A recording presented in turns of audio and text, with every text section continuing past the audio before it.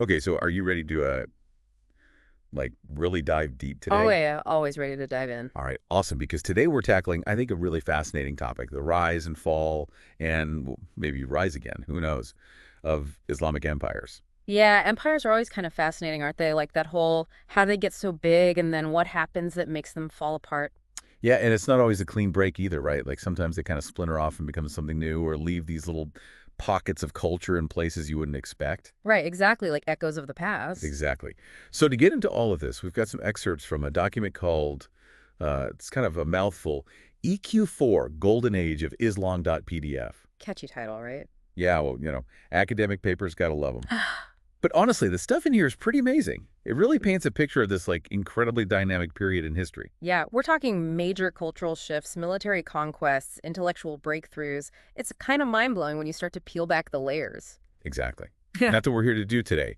Not just tell you what happened, but really understand why it happened and what it means for us all these centuries later. Right, because history isn't just a bunch of dates and names. It's like a story, a really, really complex story with all these different characters and motivations and plot twists. Yeah, okay, so let's start at the beginning then. With the early Islamic empires, I mean, they spread with a speed and scale that's almost hard to comprehend. I mean, how did they pull that off? Well, imagine you're living, say, in the Sassanid Empire around the 7th century. Things aren't going so great. Your rulers are corrupt.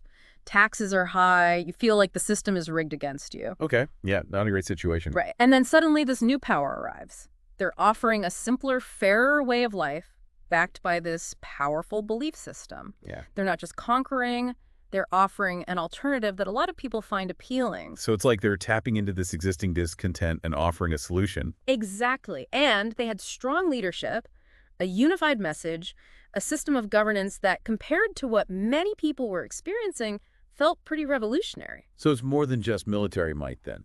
It's almost like a cultural and political earthquake happening at the same time. Yeah, you could say that. They're shaking things up and creating space for this new order to emerge. Okay, but even earthquakes eventually run out of steam, right? And we see that happening with these two huge battles, the Battle of Tours in the west and the Battle of Aquarion in the east. These seem like more than just military losses. They were definitely turning points. The Battle of Tours around 732 showed that the Frankish kingdoms in Europe weren't going to just roll over. They had their own power, and they weren't afraid to use it. Right. It's like they're putting up a big stop sign. Exactly. And Acheron, about a decade later, was a similar story. It signaled that the Byzantine Empire in the East was still a force to be reckoned with. So these battles are basically drawing lines in the sand, showing the limits of the caliphate's reach. Yeah, they're highlighting the growing strength of these external forces that weren't going to be easily absorbed into the expanding Islamic world. But here's where it gets even more complex. At the same time that they're facing these external pressures, things are starting to crack within the empire itself. Right. You mentioned these internal conflicts earlier. What were those all about? Well, you have growing tension between different branches of Islam, like the Sunni and Shia Muslims, who had different views on leadership and religious authority. Ah, so like a theological clash almost. Yeah, in a way.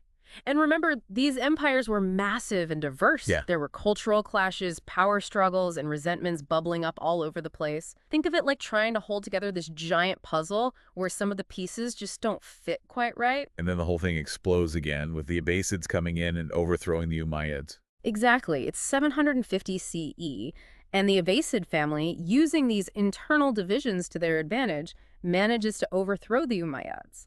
They take control of the caliphate and they make a move that's not just symbolic, it's strategic. They shift the capital from Damascus to Baghdad. Okay, so why is moving the capital such a big deal? Think about it. Baghdad was a crossroads. It was right in the middle of these major trade routes, perfectly positioned to control not just goods and wealth, but the flow of information, too. It's a power move. Oh, absolutely. Uh, That move signaled that the Abbasids were in it for the long haul. They were building an empire that would dominate not just through military power, but through knowledge and economic control. Okay, so what about the Umayyads? They didn't just vanish, did they? Not at all. One branch of the family escaped to the Iberian Peninsula, which is modern-day Spain and Portugal, and established a new center of Islamic culture in Cordoba.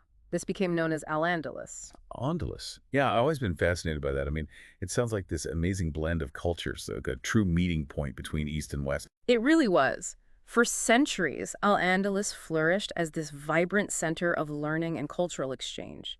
You had Muslims, Christians, and Jews all living and working together, contributing to advancements in everything from philosophy and mathematics to art and architecture. It was truly remarkable. Wow, so we've got this fascinating split now.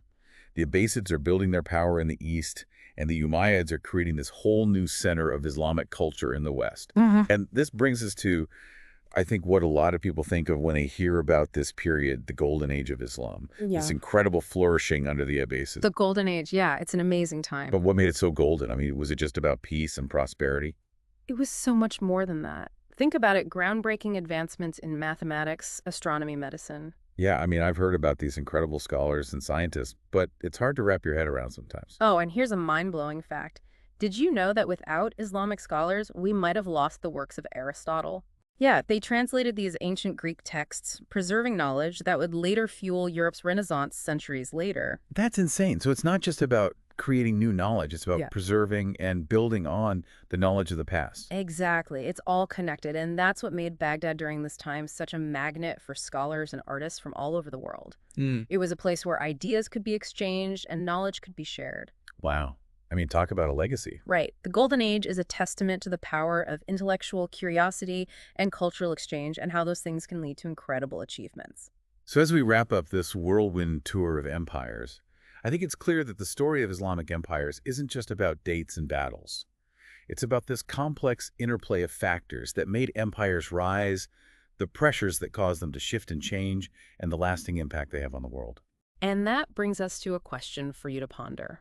We've seen how internal divisions and external pressures played a role in the evolution of these empires.